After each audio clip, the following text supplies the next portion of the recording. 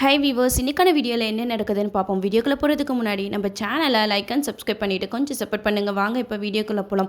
மகேஷ்க்கு முருகனை பற்றின விஷயம் தெரிஞ்சதுலேருந்தே மகேஷ் வந்து ரொம்பவே பைத்தியம் பிடிச்ச மாதிரி சுற்றிக்கிட்டு இருக்காங்க.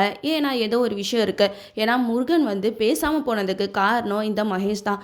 மகேஷ் தான் ஏதோ பண்ணி முருகனை பயன்படுத்தி அவனுக்கு பேச்சு வர விடாமல் பண்ணிட்டது. இந்த விஷயம்லாம் அஞ்சலிக்கும் அஞ்சலி குடும்பத்துக்கும் தெரிஞ்சால் என்ன ஆகுமோ ஏதாகுமோ சொல்லிட்டு மகேஷ் வந்து இங்கே மண்டையை போட்டு பிச்சுக்கிட்டு இருக்காரு. அது மட்டும் இல்லாமல் இப்போ அஞ்சலி என்ன மகேஷ் கிட்ட பேசினாலும் மகேஷ் வந்து எரிஞ்செறிஞ்சு விழுக ஆரம்பிச்சிடுறாங்க.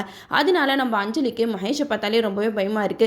நல்லதானே பேசிக்கிட்டு இருக்கீங்க, எதுக்கு திடீர்னு எரிஞ்செறிஞ்சு விழுவுறீங்க அப்படின்னு சொல்லிட்டு அஞ்சலி வந்து மகேஷ் கிட்ட கேட்க, அதுக்கு மகேஷ் சொல்றாங்க, அஞ்சலி என்னை கொஞ்ச நேரம் தனியா விடு, நான் இப்போ பயங்கர டென்ஷன்ல இருக்கேன் அப்படின்னு அஞ்சலி மேல பயங்கரமா கோவப்படுறாங்க மகேஷ்.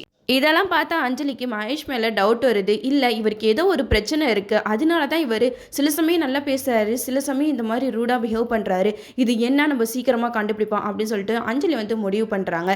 இந்த சைடு துளசி வீட்டுக்கு மோனிகா வராங்க. மோனிகா வந்து ஒரு டாக்குமெண்ட்டை துளசி கிட்ட கொடுத்து இதில் சைன் போடு அப்படின்னு சொல்லிட்டு கொடுக்க, அதுக்கு துளசி சொல்கிறாங்க, நான் தான் எல்லாத்துலேயும் சைன் போட்டுட்டேனே, மறுபடியும் எதுக்காக இப்படி டாக்குமெண்ட்டை கொண்டு வந்து சைன் கேட்குறீங்க அப்படின்னு சொல்லிட்டு கேட்க, அதுக்கு மோனிகா சொல்கிறாங்க, இங்கே பாரு, நீ வந்து தியா பாப்பாவுக்கு ஒன்றும் அம்மா கிடையாது, நீ வந்து கேர்டேக்கர், அவளை தான் நாங்கள் சொல்கிறபடி தான் நீ நடக்கணும், நீ வந்து இந்த டாக்குமெண்ட்டில் சைன் போட்டே ஆகணும் அப்படின்னு சொல்லிட்டு டாக்குமெண்ட்டை நீட்டுறாங்க. அப்போ வந்து லட்சுமி அந்த டாக்குமெண்ட்லாம் படித்து பார்த்துட்டு, துளசி இதில் வந்து எந்த ஒரு பயப்படுற மாதிரி விஷயமும் கிடையாது, நீ தாராளமாக சைன் போடு அப்படின்னு சொல்கிறாங்க.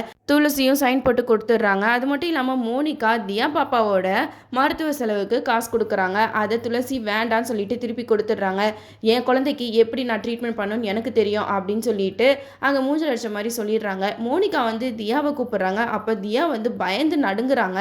நடுங்கி துளசியை தான் கட்டி பிடிச்சிருக்காங்க. அப்போ மோனிகா சொல்கிறாங்க, என்ன துளசி பண்ணி வச்சிருக்க பிள்ளைய, எப்படி அத்தை அத்தைன்னு என்னையவே சுற்றி சுற்றி வந்தவ இப்போ என்னன்னா என்னை கண்டாலே பயப்படுற, நீ என்னதான் அவகிட்ட சொல்லி வச்சிருக்கே, எனக்கு ஒன்றுமே புரியல அப்படின்னு சொல்லிட்டு மோனிகா அங்கேருந்து கிளம்பிடுறாங்க.